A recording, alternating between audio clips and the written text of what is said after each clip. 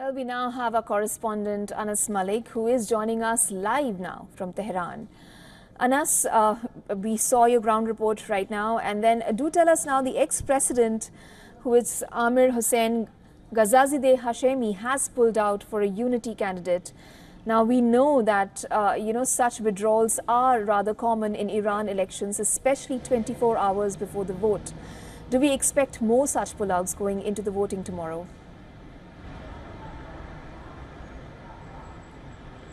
Well, what you rightly mentioned is that indeed Ghazizadeh Hashemi has pulled out of the election race. That being said, right now the mood on the ground is that officially the candidates have been barred from campaigning. There is a 24-hour embargo before the polling cycle. The polling begins tomorrow morning 8 a.m. It is a manual ballot. I'm standing on the Revolution Street.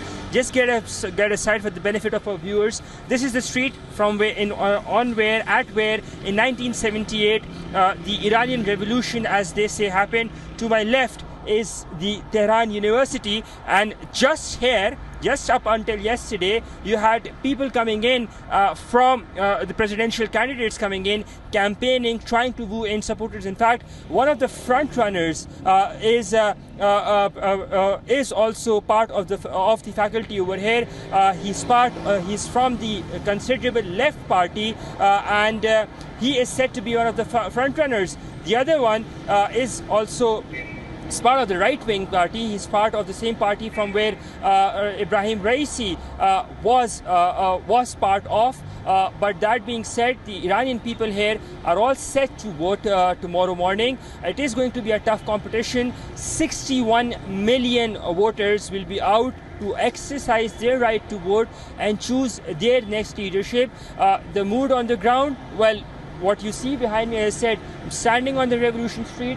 These are decked up flags of each party. They represent, and then you see streamers along the roads of the different candidates, asking people to vote for them, number one, or reminding people for what their election symbol is. Isha? Anas, you touched upon two topics. You spoke about one of the front runners who is from a supposed left party. We do know, and you also spoke about the voter turnout. We'll come back to that in a bit. But before that, I want to explore the fact that 5 of the candidates are ex-IRGC members. And you just spoke about one of the frontrunners being from a left party. How do you see these election results panning out, and what do we see the future of Iran as? Well, 4 out of 5 members would be ex-IRGC, but there are only 2 frontrunners. As I said, Pezeshkian, who is from the left party and has been from the Reformers Party.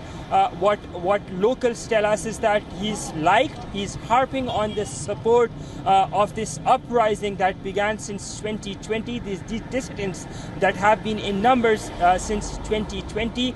That is number one. Of course, the other front runner is from the right-hand party, and it again remains to be seen as to who the people would go out to vote. But the mood on the ground would remain festive. Both the candidates would be claiming or would be hoping for a victory, though you rightly mentioned that 4 of the 5 candidates have been ex-IRGC, but the prospects of them making it through are lower, except for the front runner. Isha? You spoke about voter turnout. A lot has been said about voter apathy going into these elections, and that might, of course, work against Khamenei's favor. Do give us a sense of the voter turnout that we can expect tomorrow. Well, the voter turnout is something that is up for grabs, because the candidates are working really hard to make sure that they have a voter turnout that goes into their favor. Both from, be that be Mohammad Ali Khalibaf or Pezeshkian, both are trying to woo in their voters.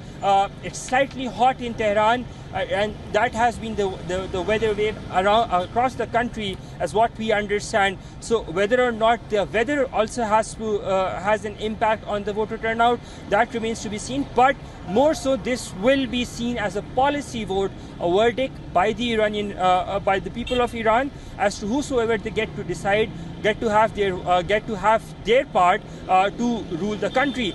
That being said, as I said, right now there is tough competition, and tomorrow we might end up seeing an upset, because as what the indicators are, and again we're still 24 hours or some hours away from the election, but what the indicators are is that there is a trend towards a reformist government led by Pezeshkian, something that Mr. Pezeshkian has been campaigning about.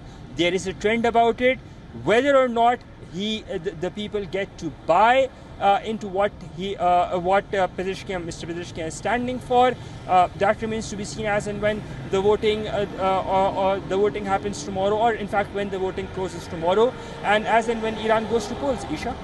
While you perhaps talk about a probable reformist government after the voting tomorrow, do also speak to us about the challenges that Iran faces, especially in regard to the sanctions that have been levied on it.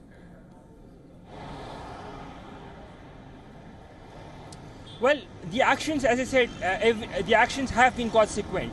The actions cannot be seen in isolation.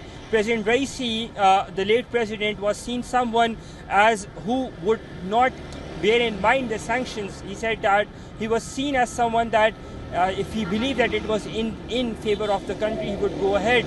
Of course, his policies were widely criticized as well, following the COVID lockdown and the subsequent turn of events in the country.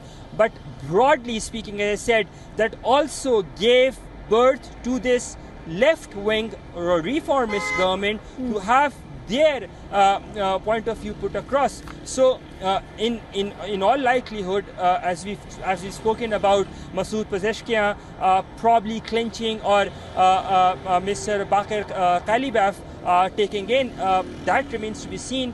But broadly, the people of Iran are actually looking forward to an extension. This is to an election, because this is the second time the people of Iran will get to vote in a year.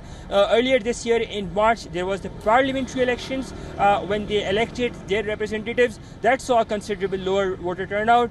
But in the past 40 days or so, the events of the past 40 days or so, which have been quite unexpected beyond someone's imagination, that has actually put down to the point where people have had a thought. And as I said, that is one of the reasons where we might not just be surprised in case if there is a reformist government that is on the horizon. Thank you so much, Anas Malik, for that ground report from Tehran. For all the latest news, download the WION app and subscribe to our YouTube channel.